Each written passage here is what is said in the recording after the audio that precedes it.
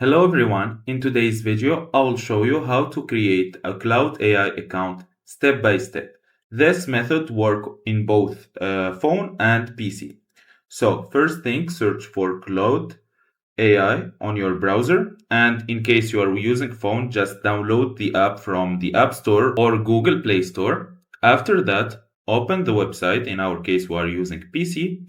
Then here you will have two options, either go with Gmail or put just the email you want to use and then click continue. In my case I will use Google. So here just select the mail you want to use. I will use this one, for example. After that, you will have this one. You just need to agree, then click create account. And here you can choose the plan you want. So either free or pro or the max plan. In my case, I will use the free account here. Then here you can just click skip and then continue.